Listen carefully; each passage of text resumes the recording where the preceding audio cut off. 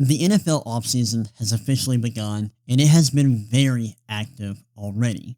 We've seen a few huge trades go down across the league, and with the tampering period beginning on Monday, we've already seen a plethora of deals being agreed to throughout the NFL. On today's episode of the Wire Podcast, we're going to talk about all of this. We're going to break down some of the biggest trades we've seen so far and some of the most important signings we've seen go down. We've got a lot to talk about because a lot has happened at the beginning of the NFL offseason. I hope you're excited for today's episode. I know I am. And let's go ahead and dive right in.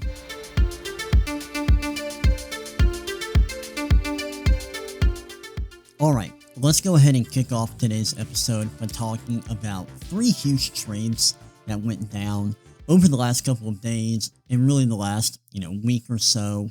There were three trades specifically I want to talk about. First off, I want to talk about the Rams trading for quarterback Trent McDuffie, which went down last week. Huge trade. So the Rams acquired McDuffie from the Chiefs for the 29th overall pick in this year's draft, a 2026 fifth-round pick, and a 2026 sixth-round pick, as well as a 2027 third-round pick. McDuffie then agreed to a 4-year, $124 million extension with $100 million guaranteed, making him the highest-paid quarterback in NFL history. Big trade for both of these teams. Rams getting a really talented corner in McDuffie, who's really good at everything. He can cover. He's honestly one of the best run-defending corners in the NFL. He's a great tackler. He just doesn't have that many weaknesses, which makes him arguably the most well-rounded corner in the NFL. He can play outside in the slot. You can use him as a blitzer. He can create pressure as a pass rusher in a very specific role, in specific packages. If you look at his numbers the last couple of years, he actually generates a lot of pressures for a corner. So Kansas City has been able to maximize that part of his game, and hopefully he can, that part of his game will translate to the Rams. The Rams got a great player here, and they are all about trading draft capital to get proven talent. They did that once again here. They're trying to win a Super Bowl with Matthew Stafford, another Super Bowl. They've already won one with him. They want to get another, and this is clearly a move that is trying to maximize the championship window that they have with Stafford, who's nearing the end of his career.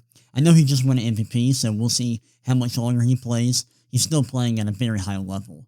But, at some point, it's got to come to an end, and so the Rams are trying to just, get all the juice they can out of what they have here. And they've got a very talented team. Now, you might be wondering, why are the Chiefs doing this? Why did they trade their best corner, one of the better corners in the league? Why are they doing this? And the reason is very simple. It has to do with money, and it has to do with the state of their roster. So Kansas City, with this deal, turned a pending mega extension into premium draft capital, and it saves them $13.6 million in cap space because McDuffie is entering a fully guaranteed fifth-year option season. And so the Chiefs were able to save money. Now they also got draft capital for McDuffie.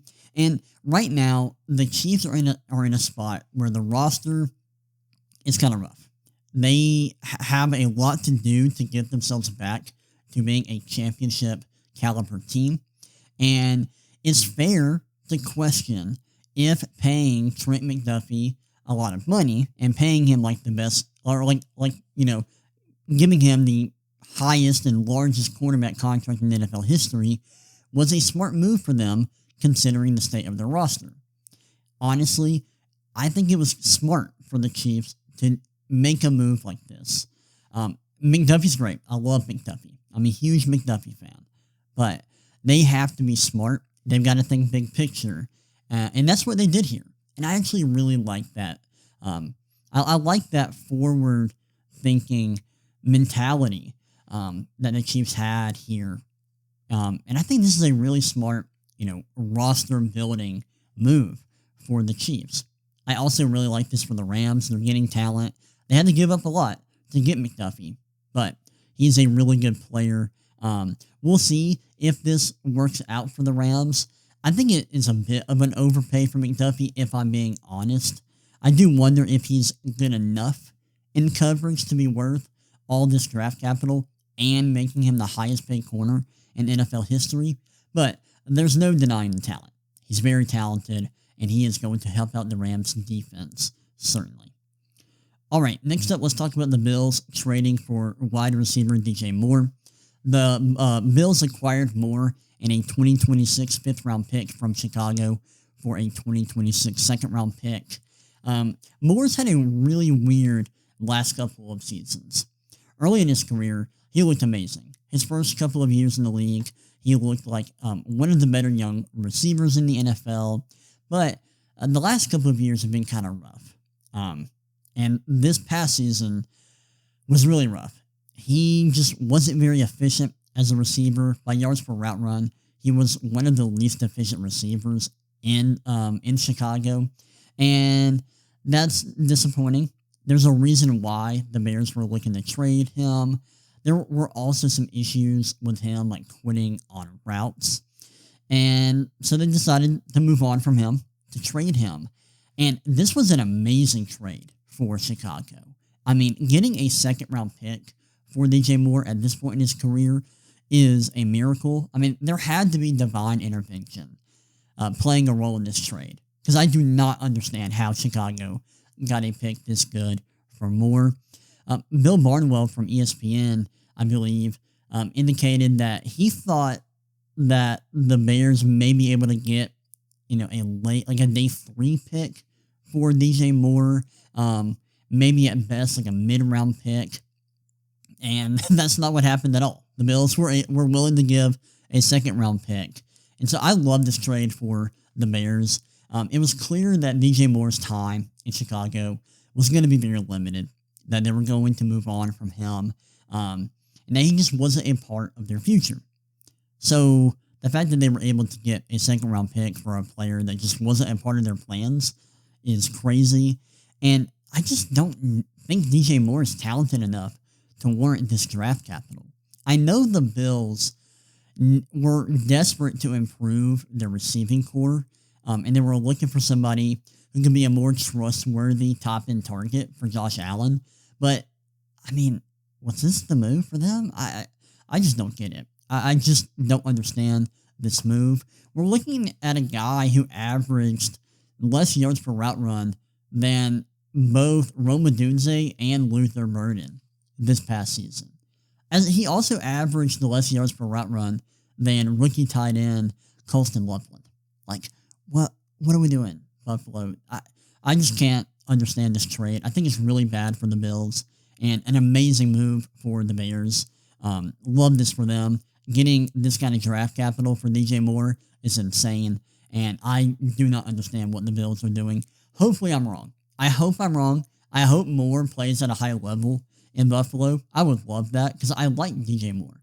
I was a huge fan of his early in his career, but based on what we saw last season in the last couple of years, I just cannot fathom that this is the trade that the Bills made to get a receiver and that the Bears were able to get such good draft capital from Moore. It's wild. Editing Ryan here, I was going to talk about the Raiders trading Max Crosby to the Ravens for 2 first-round picks, but we are now hearing that that trade has been voided because Max Crosby failed his physical with the Ravens. That deal is no more.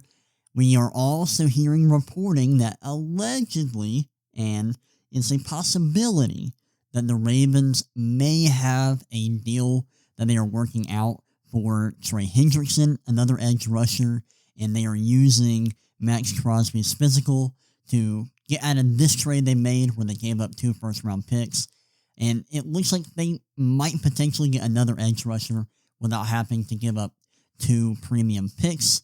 Tough news for the Raiders, and it sounds like other NFL GMs are pissed at the Ravens, so we'll see how this plays out. But yeah, I just wanted to come in here for a second, talk about that, because I was going to talk about this trade for the next couple of minutes, but that trade is no longer happening. All right, now let's talk about the signings. Let's get into some of the signings that we saw go down the last 2 days. So I'm recording this on Tuesday night. Monday was the beginning of the legal tampering period in NFL free agency. This is a new thing. This year, NFL teams are now able to reach out to players a few days before deals can officially be made and contracts can officially be signed. NFL teams are able to reach out 2 days before to start discussing contract details with players. And we saw a ton of deals be agreed to on Monday and Tuesday. I'm mainly going to be focusing on deals that were agreed to on Monday. The first deal I want to talk about is one of the more interesting deals because we saw the Dolphins sign a quarterback who doesn't have a lot of experience but has a lot of talent. And they signed quarterback Malik Willis from the Packers. The Dolphins let go of their quarterback Tua Tagovailoa. I just butchered that. My apologies. And they replaced him with Malik Willis, signing him to a 3-year, $67.5 million deal with $45 million fully guaranteed. And NFL Network reported that the deal includes a $22.5 million signing bonus plus $1.25 million fully guaranteed in 2026 and $21.5 million fully guaranteed in 2027.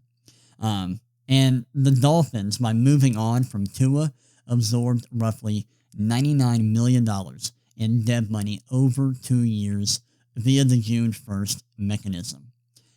Like I said earlier, Willis doesn't have a lot of experience.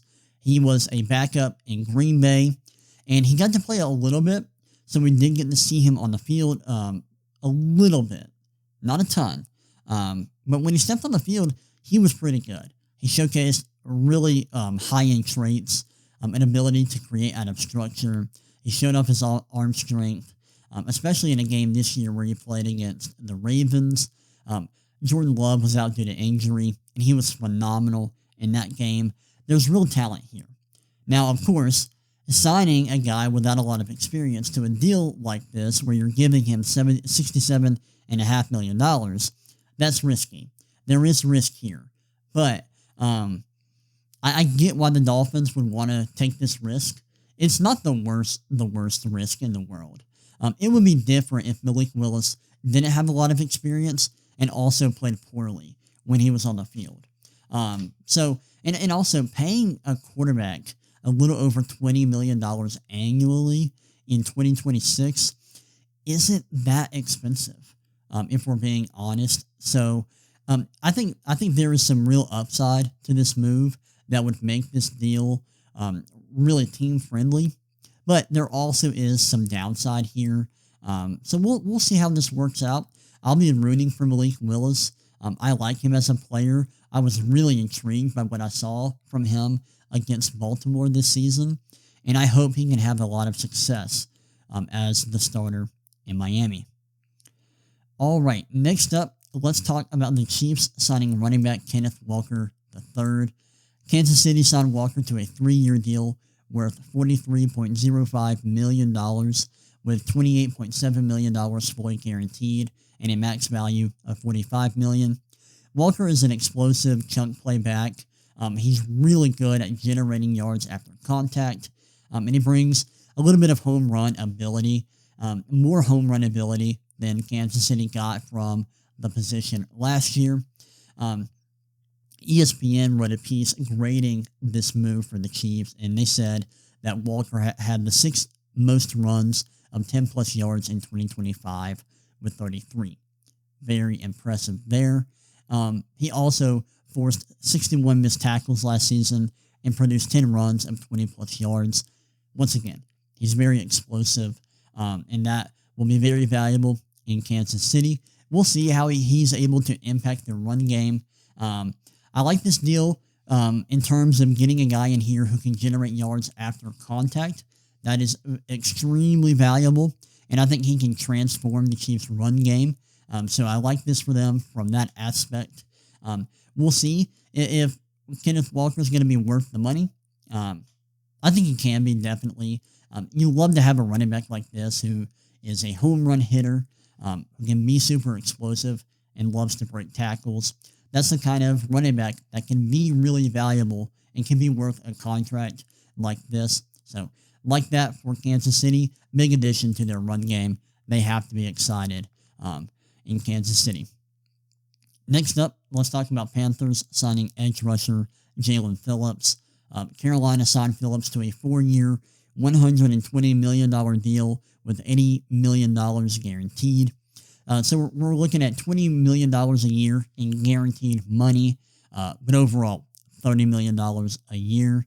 This was a really shocking signing to me.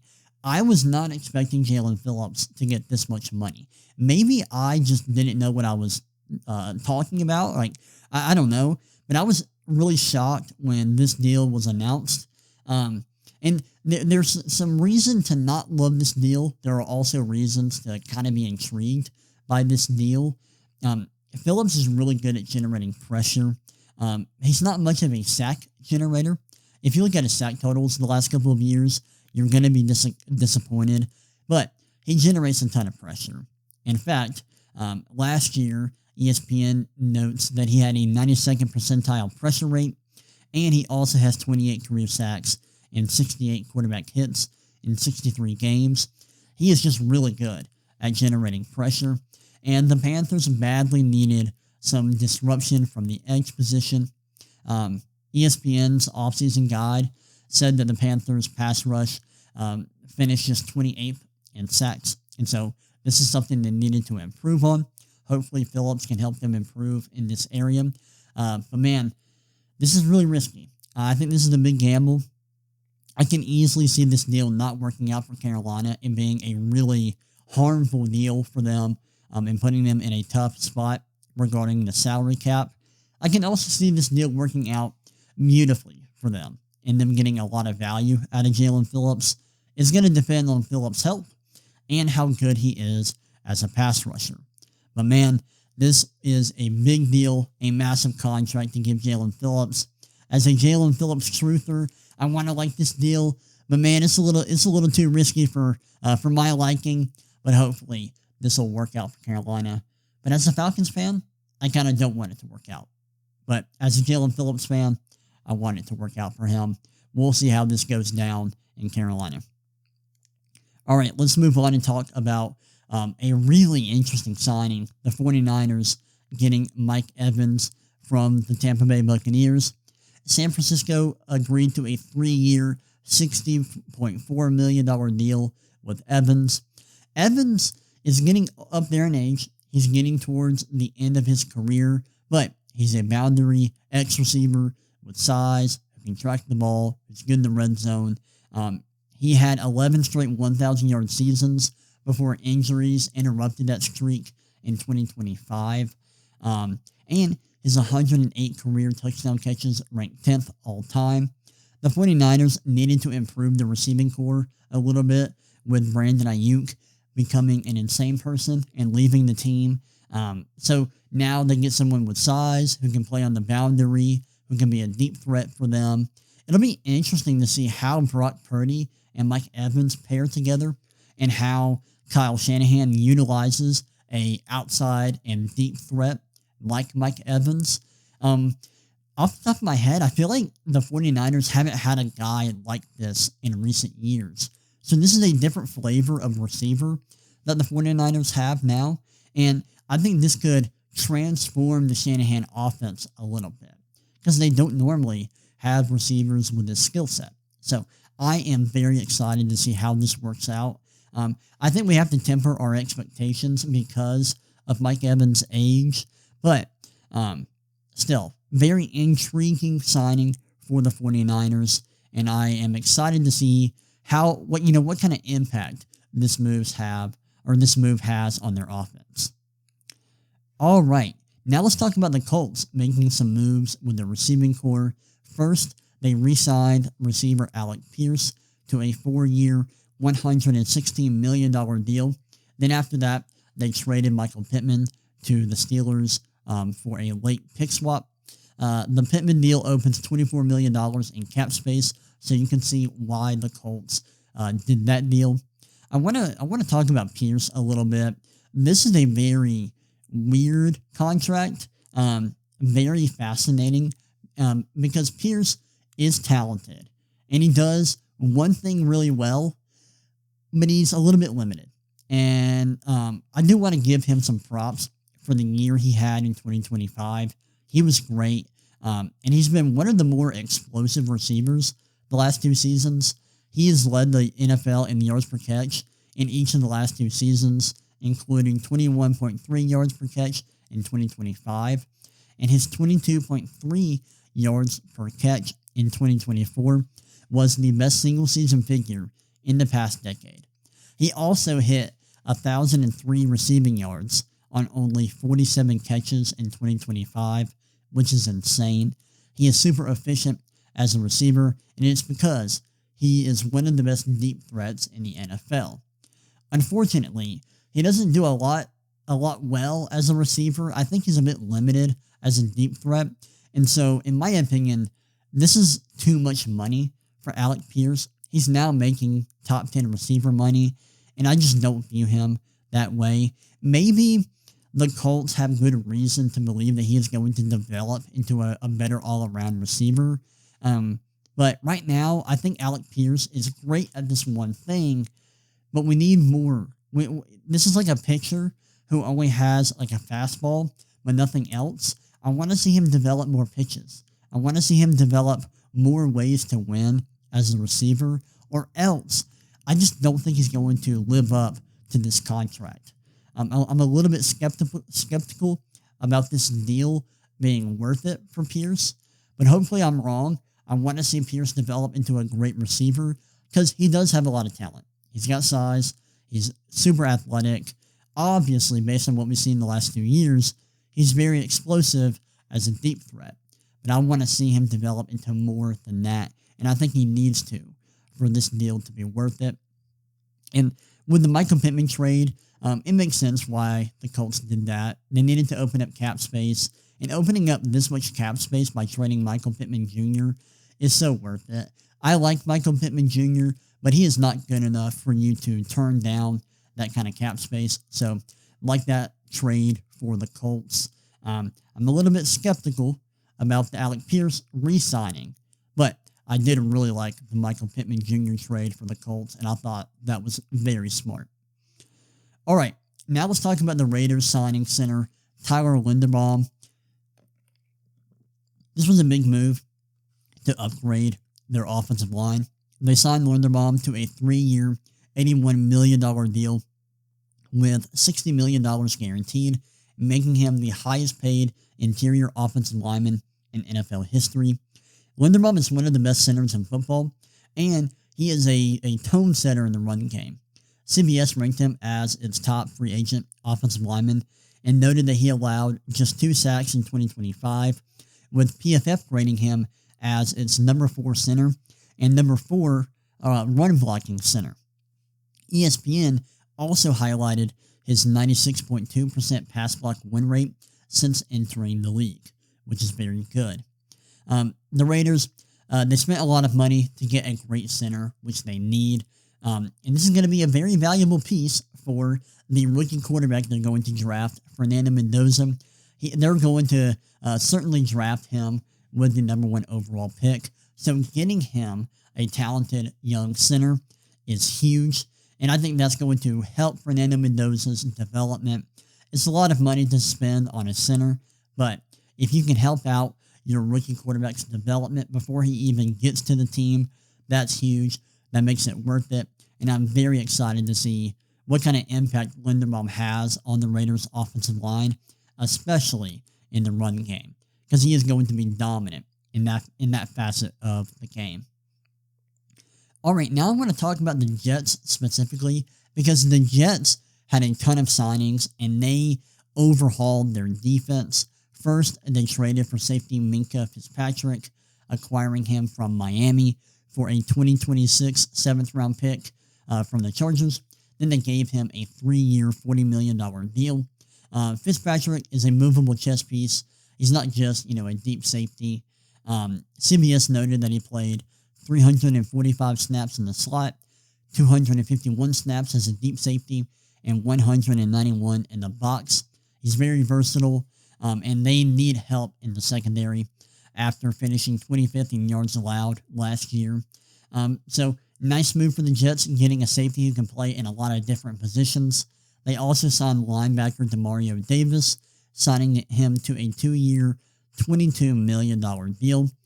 Davis is a veteran linebacker who is going to provide some really, he's going to provide a lot of impact in the run game. ESPN noted that he ranked second among off-ball linebackers in run tackles for loss or no gain in 2025. So he is going to provide a lot in the run game, helping out the Jets in that department. On top of him, the Jets signed defensive tackle David Onyemata to a 1-year, $10.5 million deal. He's an interior run game disruptor, and ESPN notes that he is going to help out the Jets, who finished 29th against the run in 2025. And then lastly, the Jets signed edge rusher Joseph Osai. Osai agreed to a 3-year deal with the team, around $36 million. And the Jets need a lot of help because their pass rush had 26 sacks last year, the second fewest in the NFL. And Osai is a great athlete. He's going to provide a lot of juice as a pass rusher. We'll see if he can actually be productive in New York. But the athleticism he provides is going to be very useful for the Jets. It'll be interesting to see how all of these different moves impact the Jets' defense because they are overhauling that side of their roster, adding a ton of new pieces. So we'll see how Aaron Glenn's defensive unit performs next season with all of these different additions. Next up, I want to talk about, I have a few underrated moves that are interesting from an analytical standpoint that I want to talk about, but I want to take a break and talk about the Falcons a little bit, because I talked earlier about the Dolphins signing Malik Willis, and they got rid of Tua Tagovailoa to sign Willis, and Tua ended up signing a 1-year deal for the minimum with the Atlanta Falcons, my favorite team. It's a very interesting move for the Falcons. Their quarterback situation is just horrendous right now.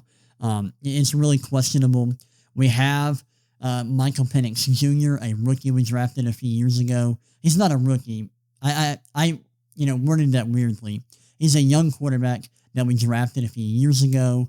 And we're cutting Kirk Cousins, who we signed to a big contract the year we drafted Michael Penix.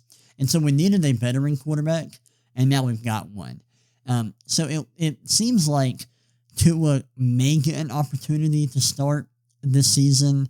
I think we're going to give Michael Penix another shot, give him one more year before we look at making a change at quarterback. And I think this is a really interesting signing for Atlanta. I think it's, obviously a pretty good addition for the cost.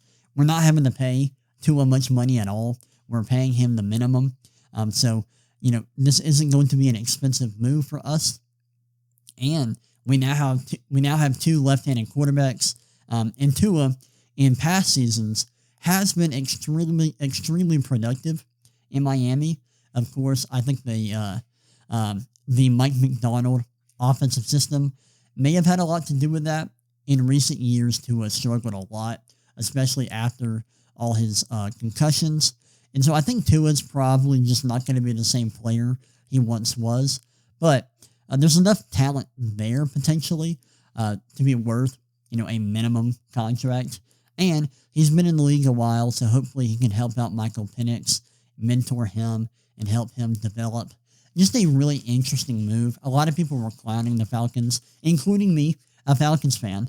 I was clowning them as well, because I think they deserve it. But it is kind of an interesting move, and I'm interested to see how it works.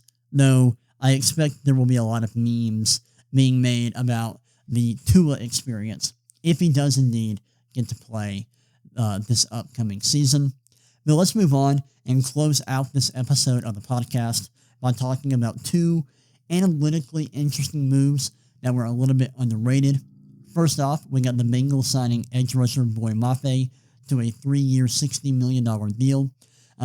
Mafe is a guy with really good pressure and pass rush efficiency metrics, despite modest sack totals, and so that makes this a really interesting contract. He's being paid a lot of money, but some of the underlying metrics say that he may be worth this kind of deal.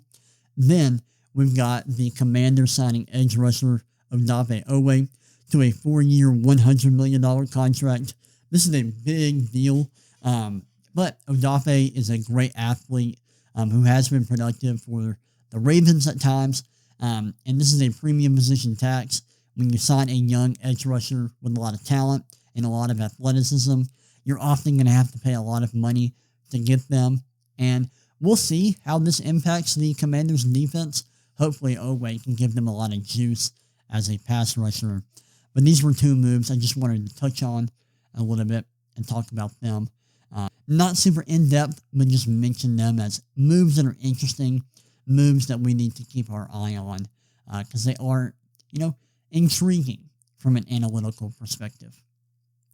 Those are my thoughts on some of the trades that have gone down in the NFL recently, as well as some of the biggest signings that we saw agreed to on Monday at the beginning of the legal tampering period in the NFL free agency period. I hope you all enjoyed this episode. If you're watching this on YouTube, please leave a like and subscribe. If you're listening on Spotify or Apple Podcast or wherever you get your podcast, please leave a review. That would help me out as well. I hope you all enjoyed this. I know I did, and I will see y'all next time. God bless.